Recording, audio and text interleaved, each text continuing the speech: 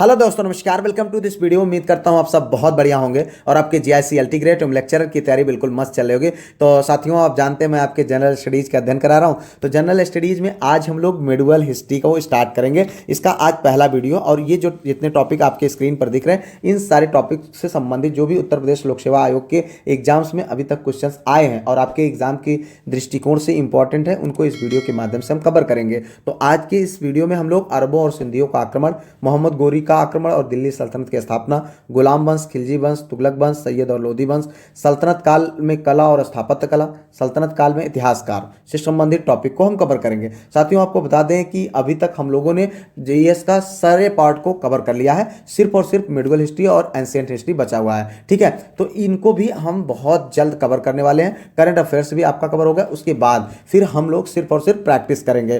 तो यहाँ पर इस टॉपिक संबंधित जो है क्वेश्चन हम डिस्कस करते वक्त आप जानते हैं कि जो भी इंपॉर्टेंट फैक्ट होते हैं, इंपॉर्टेंट डाटा होते हैं, अलग अलग ऑप्शंस होते हैं, उनको हम डिस्कस करते हैं। जिनको आप नहीं लिखेंगे तो सब भूल जाएगा, और लिखेंगे तो आपका बहुत समझ आएगा। इसके लिए आप सबके कहने पर मैंने एक ग्रुप बनाया हुआ है। इस नंबर पर व्हाट्सएप पर कॉन्टैक्ट कर लीजिए। एक छोटी सी फीस पे करके आप उस ग्रुप में जुड़ सकते हैं, जहां पर जितना भी मैं पढ़ाता हूं सब कुछ लिखा हुआ पीडीएफ के रूप में भेज देता हूं, जिसको आप प्रिंट करा सकते हैं या फिर जैसे भी आपकी इच्छा हो उस तरीके से आप पढ़ सकते हैं। आप रिवीजन कर सकते हैं, जिससे आपको लिखने की जरूरत नहीं पड़ेगी। इसके अतिरिक्त संडे के दिन टेस्ट होता है, जो सप्ताह भर पढ़ाया जाता है, संडे को टेस्ट हो जाता है, जिससे आपकी कंसिस्टेंसी मेंटेन रहती है। आइए वीडियो को शुरू करते हैं। लेते हैं पहला क्वेश्चन। भैया, महमूद गजनवी का दरबारी इतिहासकार कौन था? पहला विकल्प है हसन निजामी, दूसरा है उतबी, तीसरा है फिरदौसी, चौथा है चंद बरदाई। तो भैया इसमें जो सही विकल्प है वो है आपका उतबी। ठीक है, ध्यान से देखिए क्वेश्चन क्या पूछ रहा है। दरबारी इतिहासकार, ठीक है, कभी नहीं, दरबारी इतिहासकार पूछ रहा है। और ये क्वेश्चन देखो कितनी इंपॉर्टेंट है, पहले ध्यान से समझिएगा मित्र। महमूद गजनवी के दरबार में फिरदौसी, अलवर्नी, उतबी आदि विद्वान थे। ठीक है, उतबी जो है महमूद गजनवी का दरबारी इतिहासकार था। ठीक है, जिसकी पुस्तक क्या नाम था? तारीखे यामिनी। ये भी क्वेश्चन बन सकता है, तो ये भी ध्यान रखें, तारीखे यामिनी है। और इसी पुस्तक में महमूद गजनवी के ज़्यादातर हमलों का उल्लेख मिलता है। ठीक है, फिरदौसी ने महमूद गजनवी के आदेश पर शाहनामा लिखा। किसने? इसने, फिरदौसी ने महमूद गजनवी के आदेश पर क्या लिखा था? शाहनामा लिखा था। और इनको, फिरदौसी को फारसी का होमर कहा जाता है। ठीक है, अलवर्नी एक अरबी इतिहासकार था। अगर हम बात करें अलवर्नी की, तो वह एक जो है अरबी इतिहासकार था, और यह महमूद गजनवी के दरबार में आने से पूर्व एक विद्वान तथा राजनीतिक रूप से परिपक्व था। आगे बढ़ते हैं मित्र, अगला क्वेश्चन यहाँ पर देखें। इनमें से कौन गजनी राजवंश का संस्थापक था? तो अलप्तगीन, महमूद, सुगुप्तगीन, इस्माइल। देखो भाई, बहुत बार क्वेश्चन पूछा गया, इंपॉर्टेंट है। तो इसमें जो सही विकल्प है वो है अलप्तगीन। ध्यान से समझिएगा मित्र, गजनी साम्राज्य का संस्थापक अलप्तगीन था। इसी का गुलाम सुगुप्तगीन, जो बाद में गजनी की गद्दी पर बैठा, और उसके बाद सुगुप्तगीन का पुत्र जो है महमूद गजनवी अपने छोटे भाई इस्माइल की हत्या कर 998 ईस्वी में गजनी साम्राज्य का शासक बन गया। ठीक है, महमूद गजनवी ने 1000 ईस्वी से लेकर के 1027 ईस्वी के मध्य भारत पर 17 बार आक्रमण किया। कितनी बार? 17 बार। उसका पहला आक्रमण 1000 ईस्वी में हिंदू शाही शासक जयपाल के विरुद्ध था। ठीक है, जयपाल ने पराजय के पश्चात जो है आत्महत्या कर लिया। चौथा आक्रमण 1004 ईस्वी में मुल्तान पर, पांचवा आक्रमण 1007 ईस्वी में, ठीक है, पंजाब पर, नौवां आक्रमण थानेश्वर, 11वां कन्नौज। इस तरीके से इन्होंने कुल मिलाकर के जो है 17 आक्रमण किए। ठीक है, तो आगे बढ़ते हैं मित्र, अगला क्वेश्चन यहाँ पर देखो। नीचे दो कथन दिए गए हैं। ठीक है, पहला है कथन ये, भारत पर तुर्की आक्रमण सफल हुए, और कारण क्या है? उत्तर भारत में राजनीतिक एकता नहीं थी। तो इसमें आपको बताना है, पहला ऑप्शन कथन ए तथा कारण आर दोनों सही है, तथा कारण आर कथन ए की सही व्याख्या करता है। दूसरा है कथन ए तथा कारण आर दोनों सही है, परंतु कारण आर कथन ए की सही व्याख्या नहीं करता है। कथन ये सही है किंतु कारण जो है आर गलत है, और कथन ए गलत है किंतु कारण आर सही। तो आपको बताना भैया इसमें क्या विकल्प सही होगा। तो सही विकल्प क्या है मित्र? सही विकल्प है ए। आप सब जानते हैं, हम सब, कि ये आपका जो है सही विकल्प है। भारत पर तुर्की आक्रमण सफल हुए इसलिए क्योंकि उत्तर भारत में राजनीतिक एकता नहीं थी। भारत में राजनीतिक एकता के अभाव में तुर्की आक्रमण काफ़ी सफल हुए। इस प्रकार जो है कथन और कारण दोनों सत्य है, तथा कारण कथन की सही व्याख्या भी कर रहा है। ठीक है, तो हम सब जानते हैं कि अरबों के पश्चात तुर्कों ने भारत पर आक्रमण किया। भारत पर आक्रमण करने वाला प्रथम अरबी मुसलमान मोहम्मद बिन कासिम था, जबकि भारत पर आक्रमण करने वाला प्रथम तुर्की मुसलमान की बात करें तो सुगुप्तगीन था। सुगुप्तगीन के मृत्यु के पश्चात उसके पुत्र महमूद गजनवी ने भारत पर 17 बार आक्रमण किया, जैसा कि मैंने पहले क्वेश्चन में पढ़ा। देखो यहाँ पर आगे बढ़ते हैं, अगला क्वेश्चन देखो, निम्नलिखित में से किसने अजमेर में सरस्वती मंदिर नामक एक शिक्षा संस्था की स्थापना की थी? तो वाकपत राज, दुर्लभ राज, विग्रह राज, पृथ्वीराज। तो भाई सही विकल्प क्या होगा? सही विकल्प है सी, विग्रह राज।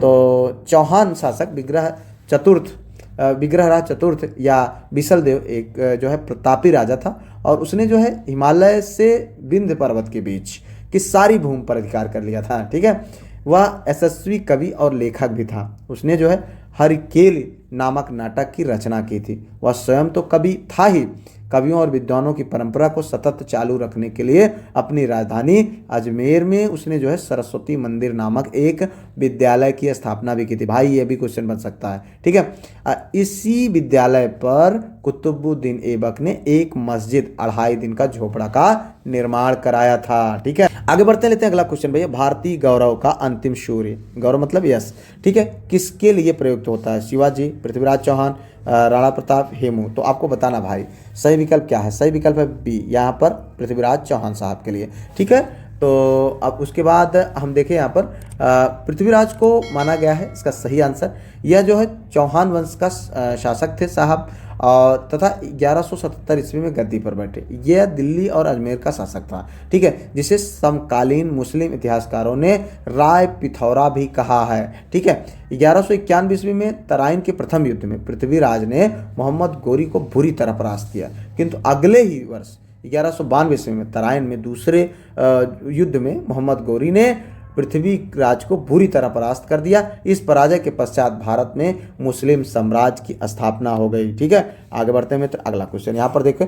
दिल्ली सल्तनत के संदर्भ में 2 कथन दिए गए हैं। कुतुब मीनार सूफी संत कुतुबुद्दीन बख्तियार काकी को समर्पित था। मीनार बिजली गिरने के कारण 1369 ईस्वी में क्षतिग्रस्त हो गए। केवल एक, केवल दो, एक व दो, दोनों, ना तो एक ना तो दो। तो आपको बताना भैया सही विकल्प क्या है। सही विकल्प है सी, केवल एक और दो, दोनों। देखो यहाँ पर कुतुब मीनार का निर्माण कार्य 1199 ईस्वी में, ठीक है, कुतुबुद्दीन ऐबक ने सूफी संत कुतुबुद्दीन बख्तियार काकी के स्मृति में शुरू कराया था, और इसे इल्तुतमिश ने लगभग जो है 1230-32 ईस्वी में पूरा करवाया था। कहीं कहीं पर 1229 भी दिखता है। ठीक है, तो जो है तुगलक वंश के सुल्तान फिरोज शाह तुगलक के समय 1368-69 ईस्वी में बिजली गिरने के कारण चौथी मंजिल नष्ट हो गई, और फिरोज शाह तुगलक ने चौथी मंजिल के साथ साथ 5वीं मंजिल का भी निर्माण करवाया था। ठीक है, आगे बढ़ते लेते हैं अगला क्वेश्चन। निम्नलिखित में से किसने कुतुबुद्दीन ऐबक को सुल्तान की पदवी प्रदान की? गयासुद्दीन मोहम्मद,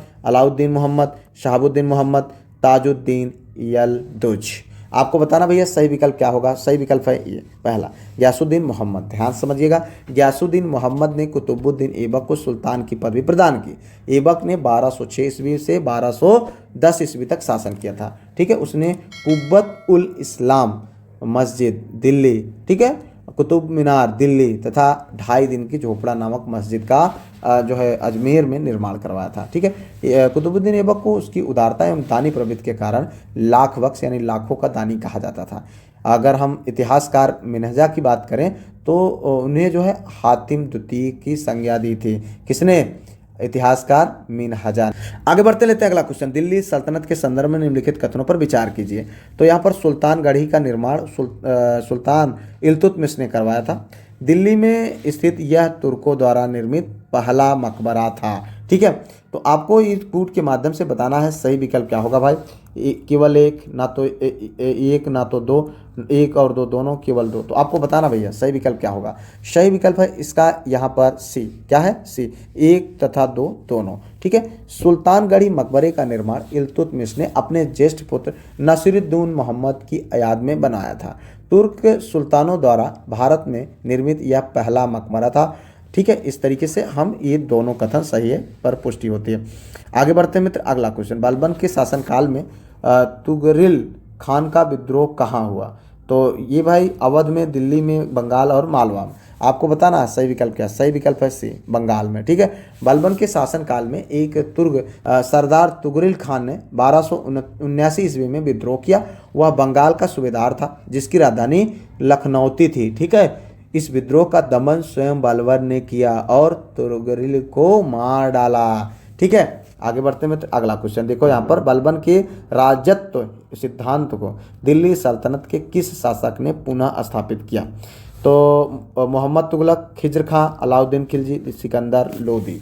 भाई बताना सही विकल्प क्या है। सही विकल्प है अलाउद्दीन खिलजी। मित्र देखें यहाँ पर जो भी क्वेश्चंस आपके स्क्रीन पर दिख रहे हैं, कोई जरूरी नहीं सेम टू सेम क्वेश्चन यहीं आपके एग्जाम्स में आ जाए। तो जो important fact, important data discuss हो रहे हैं उनको भी आप जो है पढ़ें, उनको भी तैयार करें। पीडीएफ ग्रुप अगर ना ज्वाइन किए हों तो कर लीजिएगा, जिससे आप जो है पीडीएफ से रिवीजन कर सकें या आपके पास फैक्ट मिस ना हो। ठीक है, अब अगर हम बात करें यहाँ पर बलबन के राजत्व सिद्धांत को अलाउद्दीन खिलजी ने पुनः स्थापित किया था। ठीक है, क्या हो रहा था, क्या बात हो रही थी? बलबन के राजत्व सिद्धांत को दिल्ली सल्तनत के शासक ने पुनः स्थापित किया था, तो अलाउद्दीन खिलजी ने। ठीक है, अलाउद्दीन ने राजत्व की धारणा में बलबन के विचारों का अनुसरण किया। वह राजा के दैवी अधिकारों में विश्वास रखता था और खुद को पृथ्वी पर ईश्वर का प्रतिनिधि मानता था। उसका विश्वास था कि राजा सामान्य मनुष्यों से पृथक, उच्च और दैवी शक्ति संपन्न होता है, अतः राजा की इच्छा ही कानून है और समस्त प्रजा उसको मानने के लिए बाध्य है। ठीक है, तो आगे बढ़िए भैया, अगला क्वेश्चन देखो यहाँ पर, दिल्ली में हौज ए खास का निर्माण करवाया था किसने? इल्तुतमिश ने, बलबन ने, अलाउद्दीन खिलजी ने, फिरोज शाह तुगलक ने। भाई देखना सही विकल्प क्या होगा। सही विकल्प है सी, अलाउद्दीन खिलजी ने। किसने? अलाउद्दीन खिलजी ने। अलाउद्दीन खिलजी 1296 से 1316 ईस्वी ने जो है शासक किया था इसने जो है दिल्ली में सीरी नामक नगर की स्थापना की। यह यहाँ पर एक तालाब का निर्माण करा जो हौज ए खास या हौज ए रानी के नाम से जाना जाता है। ठीक है, अमीर खुसरो ने इसकी प्रशंसा में लिखा है कि पानी के बीच गुंबद समुद्र की तरह व बुलबुले के समान है। ठीक है, तो भाई बहुत मेहनत से क्वेश्चन तैयार किए जा रहे हैं, तो कृपया आप इन वीडियोज़ को लाइक, शेयर, सब्सक्राइब, हाइप जरूर कर दिया करें। ठीक है, तो यहाँ पर देखो भाई, सूची 1 को सूची 2 से सुमेलित कीजिए तथा नीचे दिए गए कूट से सही उत्तर आपको बताना है। 4 3 2 1, 1 4 3 2, 2 4 1 3 और 3 4 2 1। तो भाई बताना इसमें जो है सुमेलित करना है आपको। सुमेलित होगा, सही विकल्प होगा डी। यहाँ पर 3 4 2 1 क्या है? 3 4 2 1, 3 4 फिर 2 फिर 1। देखो यहाँ पर मिल इस तरीके से सुमेलित हो जाएगा। जो है रणथंभौर हमीर देव। ठीक है, चित्तौड़ राणा रतन सिंह। ठीक है, देवगिरी राजा राय रामचंद्र। ठीक है, गुजरात कर्णदेव। ये इम्पॉर्टेंट है, मतलब ये महान राजा थे उस समय के, और कहाँ उनकी जो है कहाँ के राजा थे, तो उसके बारे में आपको बताना था। तो इस तरीके से आप देखें, एक क्वेश्चन से आपके लगभग 4 क्वेश्चन तैयार हुए। आगे बढ़ते हैं, अगला क्वेश्चन यहाँ पर देखो, 1306 ईस्वी के बाद अलाउद्दीन खिलजी के समय में दिल्ली के सुल्तान तथा मंगोलों के बीच सीमा क्या थी? ब्यास, रावी, सिंधु, सतलज। तो भाई बताना सही विकल्प क्या है। सही विकल्प है सी, सिंधु। ठीक है, अलाउद्दीन खिलजी के समय में दिल्ली के सुल्तान तथा मंगोलों के बीच सीमा सिंधु नदी थी। ठीक है, आप सब जानते हैं कि अलाउद्दीन के काल में मंगोलों के आक्रमण जो है दिल्ली सल्तनत पर किए गए, किंतु उन्हें दिल्ली सल्तनत की सीमा से बाहर ही रोक दिया गया था। ठीक है, आगे बढ़ते मित्र, अगला क्वेश्चन, निम्नलिखित में से दिल्ली सल्तनत के किस सुल्तान के शासनकाल में शाही महलों में हिंदू देवी देवताओं की पूजा होती थी? ठीक है, तो यहाँ पर देखें 4 विकल्प है। कुतुबुद्दीन मुबारक खिलजी, नसीरुद्दीन महमूद, नासिरुद्दीन खुसरो शाह, अलाउद्दीन मसूद शाह। तो भैया बताना सही विकल्प क्या है। सही विकल्प है सी, नासिरुद्दीन खुसरो शाह। कौन? नसीरुद्दीन खुसरो शाह। खिलजी वंश के अंतिम शासक नसीरुद्दीन खुसरो शाह के शासन में शाही महलों में हिंदू देवी देवताओं की पूजा होती थी। नसीरुद्दीन खुसरो शाह जो है हिंदू धर्म में परिवर्तित मुसलमान था। उसने पैगंबर के सेनापति की उपाधि धारण की थी। उसके शत्रुओं ने उसके विरुद्ध इस्लाम का शत्रु और इस्लाम खतरे में है के नारे लगाए थे। ठीक है, उसका शासनकाल भारतीय मुसलमानों द्वारा राजनैतिक सत्ता प्राप्त करने का द्वितीय प्रयास था। ठीक है, प्रथम प्रयास नसीरुद्दीन मोहम्मद के शासनकाल में इमामुद्दीन रैहान ने दिया था। ठीक है, आगे बढ़ते हैं मित्र, अगला क्वेश्चन यहाँ पर देखो, तैमूर के आक्रमण के समय दिल्ली का सुल्तान, देखो गयासुद्दीन तुगलक, फिरोज शाह तुगलक, अबू बकर शाह, नसीरुद्दीन मोहम्मद तुगलक। तो भाई बताना सही विकल्प क्या होगा। सही विकल्प है डी, नसीरुद्दीन मोहम्मद तुगलक। ध्यान समझिएगा, नसीरुद्दीन मोहम्मद तुगलक वंश का अंतिम शासक था। किसका? तुगलक वंश का अंतिम शासक था। इसके काल में मध्य एशिया के महान मंगोल सेनानायक तैमूर ने 1398 ईस्वी में भारत पर आक्रमण किया। इस आक्रमण ने दिल्ली की लूट के साथ साथ संपूर्ण तुगलक वंश का सर्वनाश कर दिया। ठीक है, तैमूर ने दिल्ली में से पूर्व फारस, मेसोपोटामिया और अफगानिस्तान को भी जीता था। ठीक है, इस तरीके से आगे बढ़ते हैं मित्र, अगला क्वेश्चन यहाँ पर देखो, मूर देश का यात्री इब्न बतूता किसके शासनकाल में आया था? तो मोहम्मद बिन कासिम, बाबर, अकबर और महमूद गजनवी। तो भाई देखना सही विकल्प क्या है। सही विकल्प है ए, मोहम्मद बिन कासिम। तो मोरक्को वासी इब्न बतूता, जिसने उत्तरी अमेरिका से अपनी यात्रा प्रारंभ की और 1333 ईस्वी में मोहम्मद बिन तुगलक के शासनकाल में दिल्ली पहुंचा। यहाँ उसे जो है दिल्ली का काजी नियुक्त किया गया, जो लगभग 18 वर्षों तक इस पद पर रहा। और यह मोहम्मद बिन तुगलक के दूत के रूप में चीन भी गया था। क्या गया था? चीन भी गया था। इसने जो है सल्तनत काल की डाक व्यवस्था का विस्तृत वर्णन किया। ठीक है, अगर हम बात करें, दरोगा एक डाक चौकी, डाक विभाग तथा गुप्तचर विभाग का प्रधान अधिकारी होता था। ठीक है, अपने अधीनस्थ कर्मचारियों की सहायता से साम्राज्य के विभिन्न भागों में होने वाले घटनाओं की जानकारी एकत्र करता था। तो इस तरीके से और कर इकट्ठा करके सूचना जो है बादशाह की सेवा में प्रेषित करता था। आगे बढ़ते लेते अगला क्वेश्चन, निम्नलिखित सल्तनत शासकों में से कौन अफगान मूल के थे? खिलजी, तुगलक, सैयद, लोदी। भाई बताना सही विकल्प क्या है। सही देखो यहाँ पर, तो सही विकल्प है डी, कौन? लोदी। ठीक है, दिल्ली सल्तनत में लोदी वंश के शासक अफगान मूल के थे। ठीक है, लोदी वंश की स्थापना बहलोल लोदी ने 1451 ईस्वी में किया था, जब अलाउद्दीन आलम शाह ने स्वेच्छापूर्वक दिल्ली का शासन त्याग दिया। ठीक है, उसके बाद बहलोल लोदी गाजी के नाम से दिल्ली के सिंहासन पर बैठा और प्रथम अफगान साम्राज्य की नींव डाली। ठीक है, बहलोल लोदी ने ही उद्घोषित किया कि राजत्व ही बंधुत्व है। ठीक है, बंधुत्व ही राजत्व है। ठीक है, ये उसने नारा दिया था। क्या घोषित किया था? राजत्व ही बंधुत्व है, बंधुत्व ही राजत्व है। किसने कहा था? बहलोल लोदी ने। ठीक है, ये भी कोटेशन कभी क्वेश्चन बन सकता है, तो इसलिए इसको भी ध्यान दें। इस वंश का शासनकाल 1451 से 1526 ईस्वी तक रहा। ठीक है, मतलब लगभग 75 सालों तक इसने शासन किया। आगे बढ़ते हैं भैया, अगला क्वेश्चन यहाँ पर देखें। यहाँ पर निम्नलिखित में से कौन दिल्ली का प्रथम सुल्तान था जो युद्ध में लड़ता हुआ मारा गया? अलाउद्दीन खिलजी, बहलोल लोदी, इब्राहिम लोदी और सिकंदर लोदी। सही विकल्प क्या है भैया? सही विकल्प है सी, इब्राहिम लोदी। ध्यान दीजिएगा, 21 अप्रैल 1526 ईस्वी को जो पानीपत के प्रथम युद्ध के दौरान पानीपत के मैदान में इब्राहिम लोदी एवं बाबर के मध्य जो युद्ध हुआ, जिसमें इब्राहिम लोदी की पराजय हुई और इस युद्ध में मृत्यु को प्राप्त करने वाला यह दिल्ली सल्तनत का पहला सुल्तान था। ठीक है, आगे बढ़ते हैं मित्र, अगला क्वेश्चन, कुतुब मीनार, ठीक है, का निर्माण निम्नलिखित में से किसने करवाया था? तो कुतुबुद्दीन ऐबक, इल्तुतमिश, फिरोज शाह तुगलक, उपरोक्त सभी। तो भाई ध्यान समझिएगा, सभी ने। ठीक है, चूंकि एक के शासनकाल में कुतुब मीनार नहीं बना था। कुतुब मीनार का निर्माण कुतुबुद्दीन ऐबक, इल्तुतमिश, फिरोज शाह तुगलक ने करवाया था। यह दिल्ली से में जो है स्थित ईंटों से निर्मित तत्कालीन समय में विश्व की सबसे ऊंची मीनार थे। इसको जो है यूनेस्को द्वारा विश्व धरोहर स्थल के रूप में स्वीकार किया गया। इसका निर्माण 1199 ईस्वी से प्रारंभ किया गया था। ठीक है, आगे बढ़ते हैं मित्र, अगला क्वेश्चन यहाँ पर देखो, निम्नलिखित में से कौन कुतुबुद्दीन ऐबक द्वारा निर्मित नहीं कराया गया था? कुब्बत उल इस्लामा, ठीक है, कुब्बत उल इस्लाम मस्जिद, कुतुब मीनार, 2.5 दिन का झोपड़ा, अलाई दरवाज़ा। तो आपको बताना भाई कौन सा ऐसा है कुतुबुद्दीन ऐबक द्वारा नहीं बनवाया गया था। तो इसमें जो सही विकल्प है वो है डी, अलाई दरवाजा। ध्यान दीजिएगा मित्र, कुतुबुद्दीन का शासनकाल 1206 ईस्वी से 1210 ईस्वी तक उसने जो है प्रथम भारतीय मुस्लिम राज्य की स्थापना की। उसके समय में दिल्ली और अजमेर में 2 मस्जिदों का निर्माण हुआ। कुतुबुद्दीन ऐबक ने कुतुब मीनार का निर्माण प्रारंभ करवाया, किंतु इसका निर्माण कार्य इल्तुतमिश के समय में पूरा हुआ। फिरोज तुगलक ने इस मीनार को 4थी और 5वीं मंजिल का निर्माण करवाया था, क्योंकि बिजली गिरने के कारण 4थी मीनार क्षतिग्रस्त हो गए थे।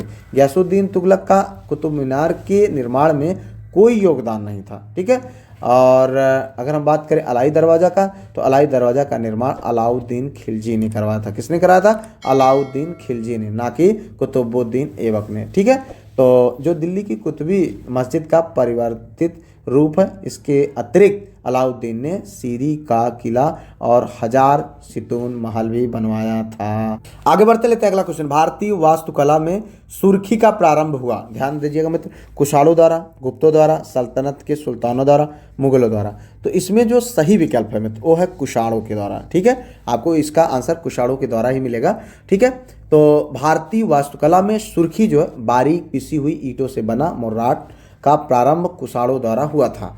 कुषाण काल के दौरान बने विभिन्न स्थापत्यों में सुर्खी के प्रयोग का साक्ष्य मिलता है। ठीक है, आपको कहीं कहीं पर सल्तनत के सुल्तानों का भी विकल्प आप सही मिल सकता है। ठीक है, मथुरा में हुई खुदाई में कुषाण काल के 3रे और 5वें स्तर में सुर्खी और निर्माण के साक्ष्य प्राप्त हुए हैं। सुर्खी का प्रयोग विशेष रूप से गांधार कला केंद्र में स्तूपों और अन्य इमारतों को मजबूत करने के लिए किया गया है। आगे बढ़ते लेते हैं अगला क्वेश्चन। यहाँ पर देखो भैया, गिजाली किसके शासनकाल के विख्यात रचनाकार थे? अलाउद्दीन खिलजी, बलबन, जहांगीर और अकबर। तो सही विकल्प क्या है मित्र? सही विकल्प है अकबर। ध्यान दीजिएगा, मुल्ला गिजाली मोहम्मद बादशाह अकबर के दरबार का राजकवि था। गिजाली अकबर कालीन पद्यकारों में सबसे विख्यात था। मुल्ला गिजाली ने कई मनसबी लिखी, जिसमें मदाद ए अनवर तथा मीरातुम सफ़ा प्रसिद्ध है। ठीक है, गिजाली अकबर के दरबार में 1572 ईस्वी तक जो है राजकवि के पद पर बना रहा। उसके पश्चात जो है फैजी को राजकवि बनाया गया था। ठीक है, आगे बढ़ते हैं मित्र अगला क्वेश्चन। यहाँ पर देखो, निम्नलिखित में से किस साहित्यिक कृति के कुछ अंश 2.5 दिन का झोपड़ा नामक वास्तुकृति से मिलते हैं? तो कृति कौमुदी, हरिकेली नाटक, पृथ्वीराज विजय, पृथ्वीराज रासो। तो आपको बताना भैया विकल्प सही क्या है? सही विकल्प है बी, हरिकेल नाटक। विग्रह राज चतुर्थ द्वारा रचित हरिकेल नामक नाटक को की जो है 75 पंक्तियां 2.5 दिन के झोपड़े की सीढ़ियों पर उत्कीर्ण है। ठीक है, अजमेर में स्थित 2.5 दिन के झोपड़े का निर्माण कुतुबुद्दीन ऐबक ने करवाया था, जो कुब्बत उल इस्लाम मस्जिद की पद्धति पर आधारित है। इसके अतिरिक्त अगर हम बात करें कीर्ति कौमुदी की, तो कीर्ति कौमुदी की रचना किसने की थी? सोमेश्वर ने की थी। ठीक है, पृथ्वीराज विजय की रचना किसने की? ये रचना जयानक ने की थी। ठीक है, पृथ्वीराज रासो की रचना किसने किया? चंद्रबरदाई ने। ठीक है, आगे बढ़ते लेते हैं अगला क्वेश्चन। निम्नलिखित में से किसने जो है दिल्ली के 8 सुल्तानों का शासनकाल देखा? जियाउद्दीन बरनी, शिराफ अफीम, मिन्हास उस सिराज, अमीर खुसरो। तो आपको बताना भाई सही विकल्प है अमीर खुसरो। अमीर खुसरो का जन्म 1253 ईस्वी, मृत्यु 1325 ईस्वी, पटियाली गांव जो कि कासगंज जिला उत्तर प्रदेश में है। आरंभ में वे बलबन के सबसे बड़े पुत्र मोहम्मद की सेवा में रहे। ठीक है, कौन? अमीर खुसरो। ठीक है, मंगोलों के साथ एक मुकाबले में मोहम्मद मारा गया और मंगोलों ने अमीर खुसरो को भी बंदी बना लिया, किंतु वे जेल से भाग निकले और बलबन के राज दरबार से संबद्ध हो गए। ठीक है, ये दिल्ली के 8 सुल्तानों बलबन, कैकुवात, क्यूमर्स, जलालुद्दीन खिलजी, अलाउद्दीन खिलजी, मुबारक शाह, खुसरो शाह तथा गयासुद्दीन तुगलक की शाही सेवा में रहे। ठीक है, आगे बढ़ते हैं मित्र अगले क्वेश्चन की ओर। यहाँ पर देखो, निम्नलिखित युग्मों में कौन सही सुमेलित है? तो भैया है अलबरनी रज़्मनामा, बरनी तबकात ए नाजरी, ठीक, हसन निजामी तारीख ए हिंद, अमीर खुसरो तुगलकनामा। तो भाई बताना है सही विकल्प क्या होगा? सही विकल्प है डी। कौन है? ये सही सुमेलित है। ठीक है, डी, तुगलकनामा अमीर खुसरो की रचना है। किसकी रचना है?